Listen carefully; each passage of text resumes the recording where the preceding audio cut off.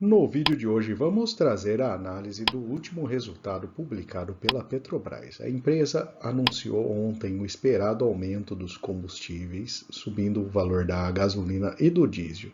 Vamos avaliar os seus últimos números e tentar trazer a análise mais completa sobre uma empresa que é basicamente a maior empresa do Brasil, né? A Ao final, vamos avaliar aí os pontos positivos e negativos para tentar responder essa dúvida que todo investidor na Bolsa Brasileira tem. Afinal de contas, Petrobras seria uma ação para comprar ou para vender? Se o vídeo ajudar em seus estudos, fique à vontade para curtir, compartilhar e se inscrever em nosso canal.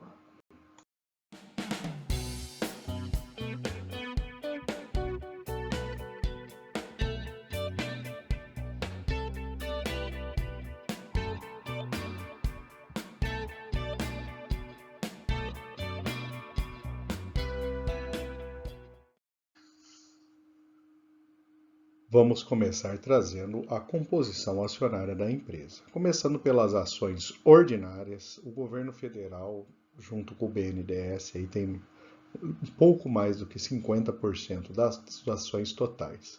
As ADRs negociadas na Bolsa de Nova York têm 28% do total, 13% são estrangeiros que investem na B3 e 4% investidores institucionais.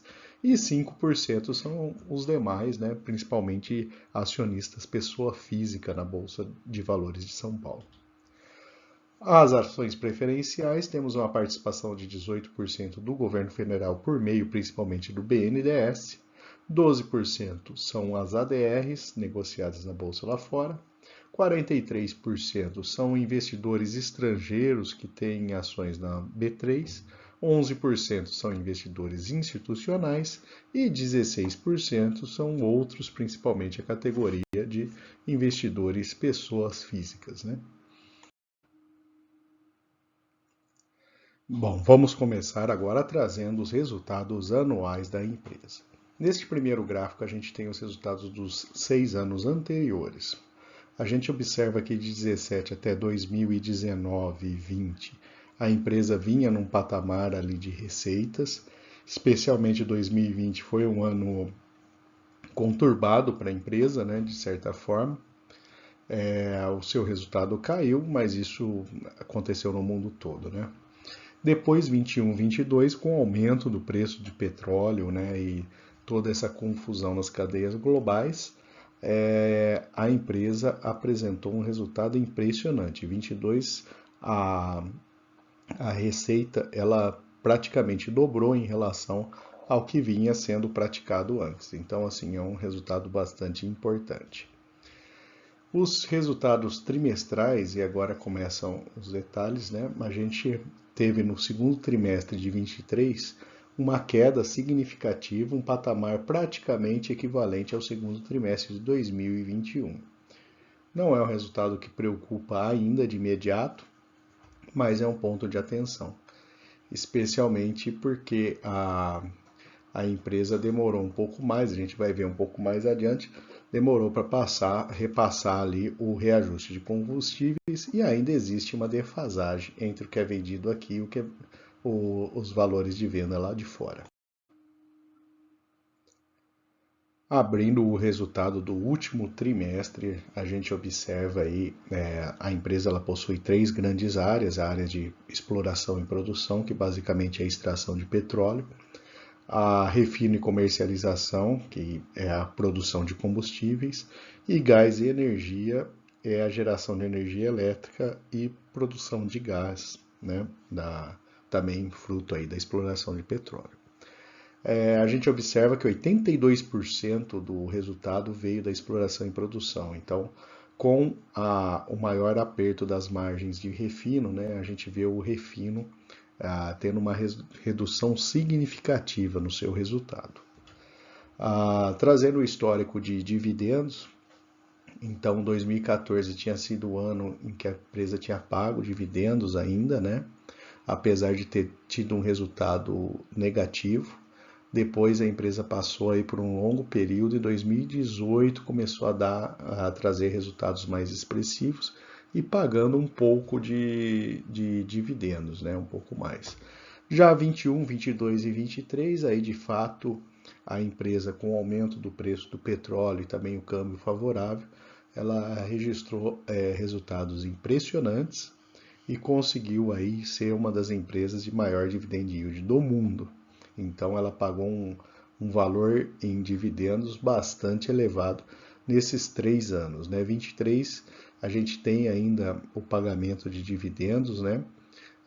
Mas a gente já observa ali que ele está num valor proporcionalmente menor, um payout menor, fruto também de uma revisão da política de dividendos que a gente vai comentar um pouco mais adiante. Vamos trazer agora a questão da dívida da empresa. A dívida já foi de um patamar muito mais alto, né? A gente observa que de 20, 21, 22 ela veio em queda, 23 já começa a ser o primeiro sinal ali, uma ligeira retomada, né, um valor um pouco mais alto de dívida, mas ainda essa relação dívida e EBITDA está bastante baixa no momento, que de certa forma ainda não causa preocupação. Mas a gente já observa aí uma clara tendência, né? A empresa não vem mais naquela estratégia de redução de dívida. Inclusive em 2014, 2015 a empresa era a maior dívida corporativa do mundo.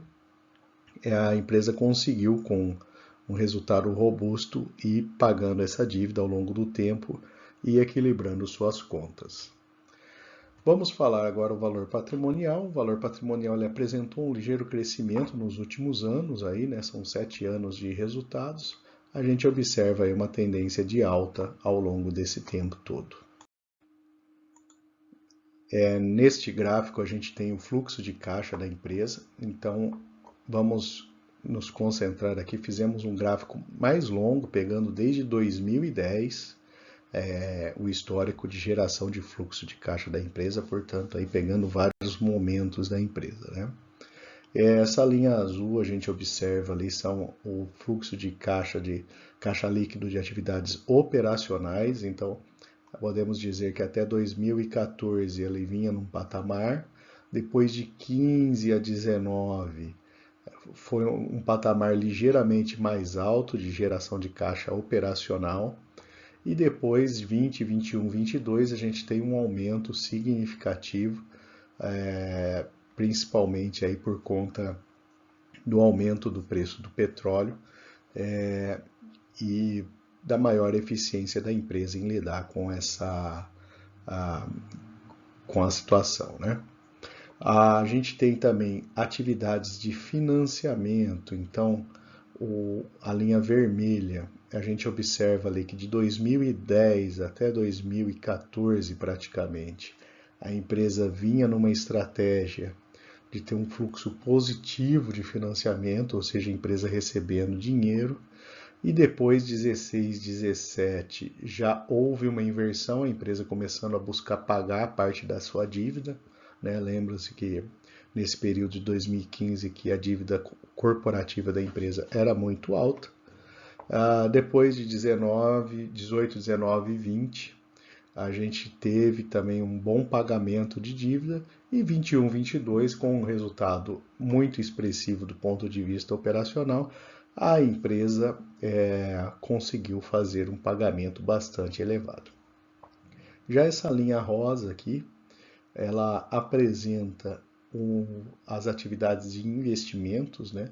Então a gente observa ali que até 2014 a demanda de investimentos da empresa estava bastante alta, ela direcionando uma boa parte do seu caixa para investimentos, e depois 15, 16, 17 isso daí foi diminuindo e a gente passou um período ali, né? Inclusive 21, 22 esse caixa ele foi positivo, fruto também da estratégia de foco nos ativos principais da empresa, né?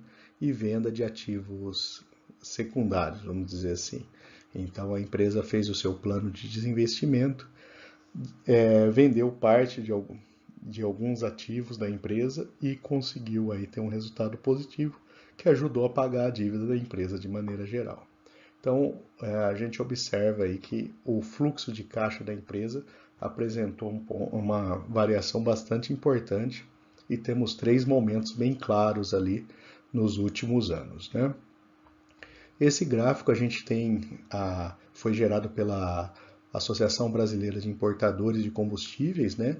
Então temos a defasagem em cima do óleo diesel e embaixo da gasolina, já com o reajuste de ontem, né? Que a gente teve um aumento na gasolina, reduziu bastante aqui o patamar de defasagem de preço, né? A gente observa aí que está num patamar um pouco mais comum, né? Diferente daquele pico que a gente tinha observado já ao longo dos últimos meses, né?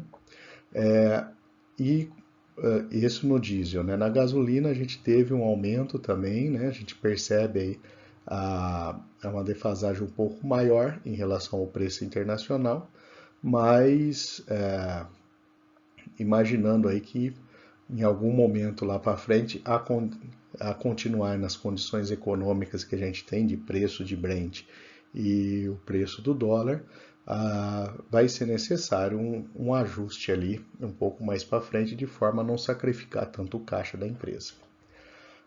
Só a título de curiosidade, a gente tem aqui um gráfico longo aí, né? Desde 2005, a gente tem aí o valor do petróleo.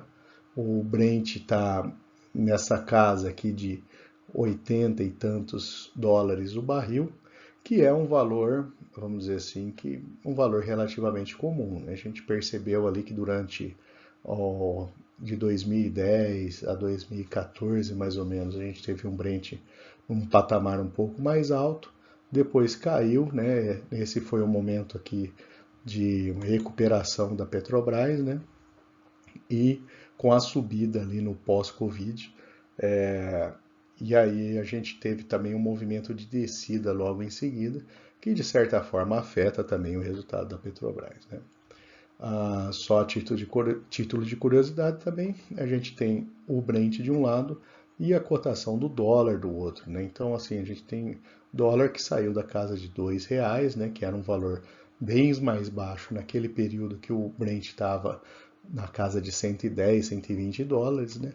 Mas hoje o dólar está beirando os R$ 5, então mesmo com o valor do Brent mais baixo do que naquele período, né, a gente tem ainda um custo alto em reais do petróleo, né, se a gente combinar as duas informações. Então, o que dá para extrair disso daqui é a gente ficar atento nos balanços futuros, ver se esse fluxo de caixa eventualmente vai reverter, se vamos ter um crescimento muito alto na parte de investimentos, que talvez inverta aquela situação que a gente tinha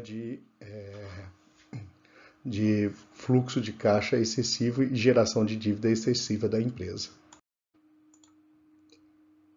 Vamos trazer agora a evolução dos indicadores, né? A gente tem aí em 2020, né, ao longo do ano, uma queda do lucro da Petrobras. Isso fez a relação preço-lucro disparar, mas de maneira geral a gente observa aí um patamar bem abaixo de 10 ali, historicamente, aí no histórico recente da empresa. Agora vamos comparar a Petrobras com outras empresas da área de petróleo. Então temos a ExxonMobil, Chevron, Shell, Total e a British Petroleum. Então, em termos de dividendos, a Petrobras, com esse resultado nos últimos anos, ela pagou um dividendo muito elevado, né? Dificilmente ela vai conseguir manter esse patamar, né? De fato, já com a própria revisão da política de pagamentos de dividendos e das suas expectativas de resultado futuro, já deve cair bastante esse dividend yield. A sua relação preço-lucro, PIBIT, PSR e PVP, ela está mais baixa do que outras empresas de petróleo nesse momento. O motivo principalmente é o temor em relação à interferência do governo, né, que pode aí afetar de uma forma bastante relevante os resultados da empresa. E as suas margens, olhando esse resultado histórico, também são margens muito mais altas do que as concorrentes internacionais. Então, a Petrobras ela conseguiu ali, principalmente ao longo do ano passado, resultados bastante expressivos dentro do seu mercado de atuação. Neste gráfico a gente tem a cotação da ação, que ela chegou aí a beirar os R$ 5 no auge da crise da empresa, né, em 2015, né, auge das operações Lava Jato, e a ação ela caiu de uma maneira muito significativa. Depois aí todo esse trabalho de recuperação, e 2022 ali o valor ficou oscilando perto de 25, agora está perto de R$ 30, mas ainda abaixo aí do seu topo histórico recente, né? O valor intrínseco da ação, se a gente calcula aí baseado no seu lucro por ação e seu valor patrimonial, ele chega aí acima de R$ 80, que é uma diferença bastante grande em relação à cotação hoje. Olhando agora as estimativas dos analistas, a gente observa aí analista apontando até para R$ 40 a ação e outros aí próximo a R$ 25. Então é um cenário bastante divergente, a maior parte deles recomendando uma recomendação neutra para a ação. Lembrando que esse vídeo como um todo não é uma recomendação de investimento na ação, são informações, né, que são agregadas ali para ajudar no seu estudo, né, sua avaliação, se vale a pena comprar ou não a ação da Petrobras. E vamos trazer agora os principais resultados divulgados pela empresa na sua última apresentação. Primeiro ponto aqui que vale a pena chamar a atenção, o fluxo de caixa livre de 6,7 bilhões de dólares, é um fluxo de caixa elevado. A empresa pagou 6,2 bilhões em dividendos, então também é um pagamento alto, mantendo aí uma posição de caixa de 15,8 bilhões de dólares. E um dado que a Petrobras tem trazido também em termos de tributos, foi pago aí o equivalente a 56 bilhões de reais em tributos. É um valor realmente bastante impressionante. Trazendo agora alguns dados de ambiente externo, a gente teve uma queda do Brent de 114 para 78 dólares, comparando o segundo trimestre do ano passado em relação a 2023, e o dólar no patamar quase estável de 4,92 para 4,95, né? E com isso, a gente tem uma queda de aproximadamente 20 bilhões de EBITDA para algo em torno de 11. Então, uma parte é explicada pela questão do Brent, né, de 114 para 78, mas tem uma parcela também que já reflete algum nível de represamento de preço de combustíveis para segurar a inflação. A gente vai ver os gráficos, a gente já viu esses gráficos, né, a gente consegue perceber essa variação.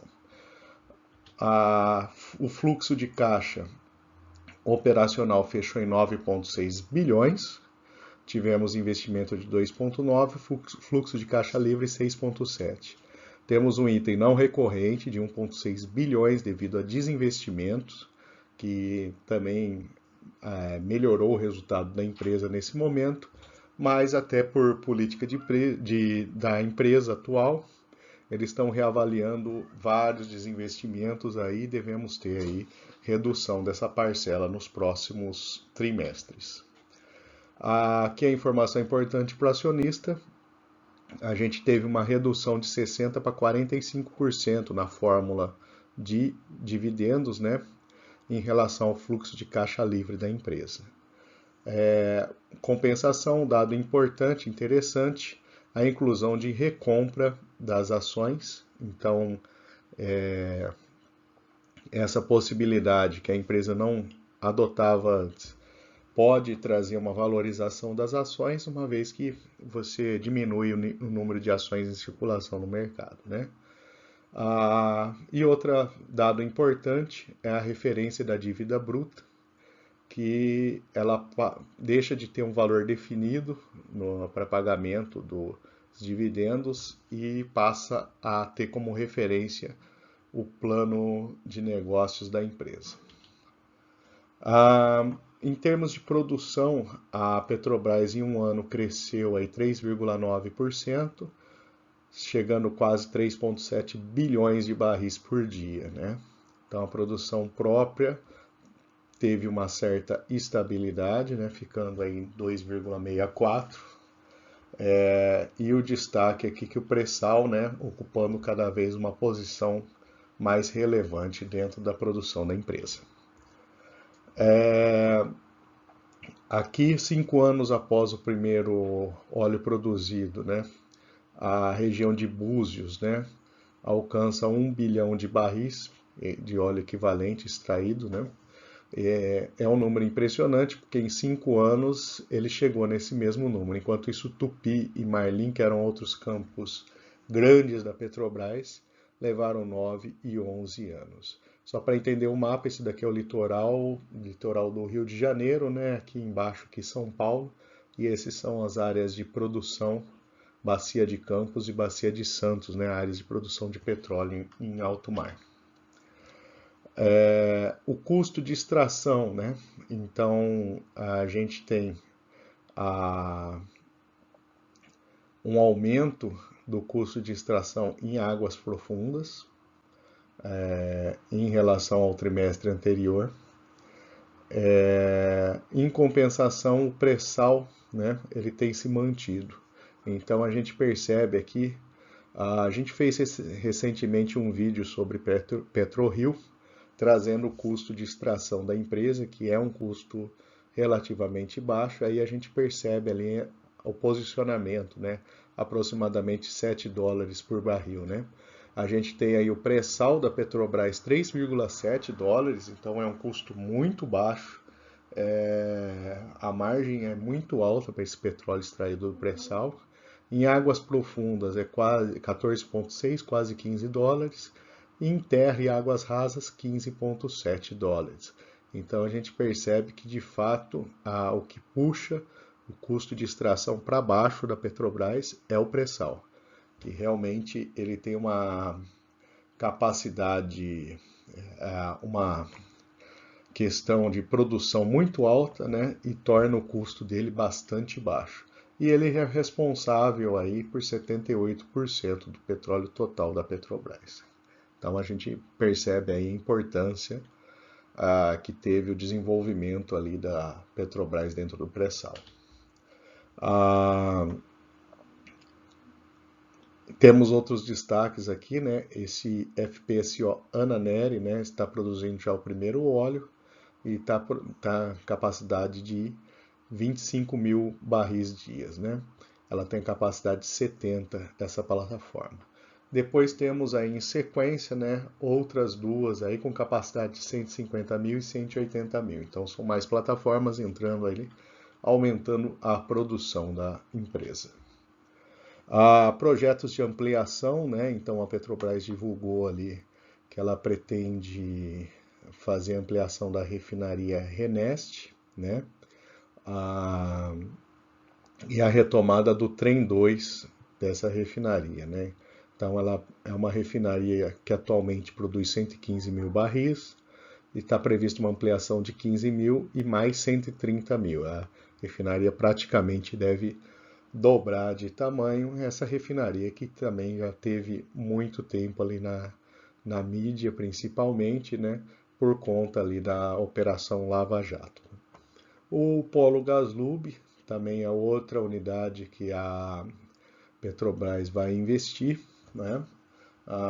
Acho que como investidor a gente deve ficar atento também aos valores investidos nesses dois polos ali, para justamente avaliar se o investimento compensa ou não, né? E por fim, a produção de derivados, né? A gente tem diesel aqui especialmente, mas derivados de maneira geral. A Petrobras saindo de 1,7 milhões para 1,8, né? Uma pequena variação para cima no segundo trimestre de 2023. Então, marcando aí alguns recordes, principalmente de produção de diesel S10. E vamos agora trazer algumas notícias recentes da empresa. A mais importante delas é o aumento do preço da gasolina e do diesel, né, 16% e 26%, respectivamente. É uma notícia positiva para a empresa, uma vez que reduz um pouco essa pressão, né, de diferença do preço de importação. Mas como já vimos pelo gráfico, tem uma diferença importante ainda, então fatalmente podemos ter aí outras revisões do preço da gasolina e do diesel no futuro. A Petrobras informa que também não teve uma decisão a respeito da compra da Braskem, e a empresa está fazendo estudos para retomada na área de fertilizantes. É uma área que a empresa saiu alguns anos atrás e está buscando aí retomada. Outra notícia relevante, a Petrobras tem 47 projetos no novo PAC. Esse é algo que o investidor deve ficar atento, uma vez que projetos são importantes para o crescimento da empresa, mas o histórico do PAC anterior, né, a Petrobras fez vários investimentos ali que se mostraram muito mais políticos do que tecnicamente necessários, né? A Fitch elevou a nota de crédito da Petrobras, é uma notícia positiva para a empresa. Então, faz parte aí do rol de notícias mais positivas. A Petrobras está buscando implantar um oleoduto para o centro-oeste, né, focando no agronegócio. Também é um investimento que aparentemente faz todo sentido. O Haddad afasta críticas sobre ingerência do governo na Petrobras, então todo governo tenta interferir na Petrobras, isso é fato, ela é uma estatal relevante no país. E fica essa queda de braço ali, né, buscando aí ingerência em cima de decisões da empresa e negando isso na imprensa a todo momento, né. A Petrobras tem uma notícia também sobre os dividendos monstruosos que não devem se repetir, né, no futuro próximo, seja pela mudança de política de preço, novo patamar de petróleo e também a mudança do preço de derivados, né, além da política de dividendos. Então, assim, são fatores que afetam aí o resultado da empresa. Outra informação importante, a criação de cargos comissionados de até 90 mil por mês.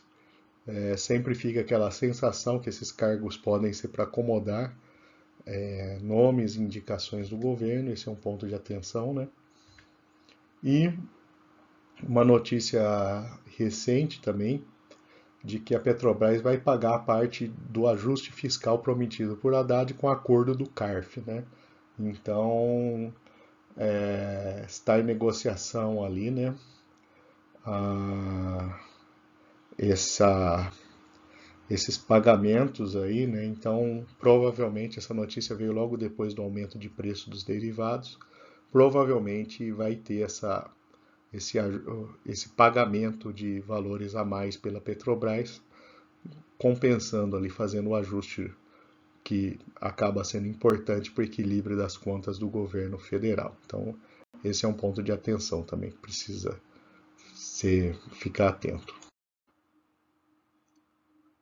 E finalmente, esse vídeo ficou um pouco longo, né? E se você chegou até aqui, gostou do conteúdo, gostaria de convidá-lo a se inscrever no canal, caso não seja inscrito. E agora, finalmente, vamos trazer os pontos positivos e negativos que identificamos nas ações da Petrobras. Do lado positivo, a dívida está em patamar estável, indicadores de preço e margens em patamar muito melhor do que outras empresas de petróleo.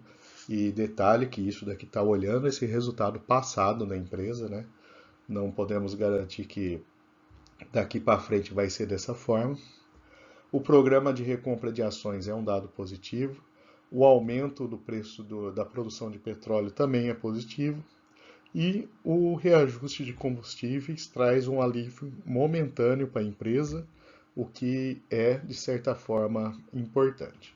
Do lado negativo, a gente tem a estatal que, mesmo com governança, né, sujeita à pressão do governo e criação de cargos, né? Então a gente observa ali já uma retomada de notícias que a gente via no passado em relação à empresa que podem trazer problemas no futuro ali, né? Queda relevante no resultado do segundo trimestre, e aí temos que ser justos também, né? Tivemos um efeito da combinação de petróleo e dólar e uma parte da política de preços da Petrobras. O histórico de participação em PAC anterior, né? E a mudança da política de dividendos. São preocupações, né? A empresa vai pagar proporcionalmente menos dividendos e deve aumentar seu investimento aí pesadamente no PAC. Então, o acionista deve ficar atento, né? Vai sobrar cada vez menos aí para termos de remuneração para os acionistas. E teve um resultado no segundo trimestre de 1,6 bilhões de desinvestimentos, que é um item não recorrente que provavelmente agora a tendência dessa parcela dentro do resultado da empresa é zerar. E se o conteúdo apresentado no vídeo trouxe alguma informação adicional, te ajudou em seus estudos, fique à vontade para compartilhar o vídeo e curtir. E se não for inscrito ainda, tem vários outros vídeos no canal e verifique ali, com certeza irá encontrar algo interessante. E fique à vontade para se inscrever no nosso canal.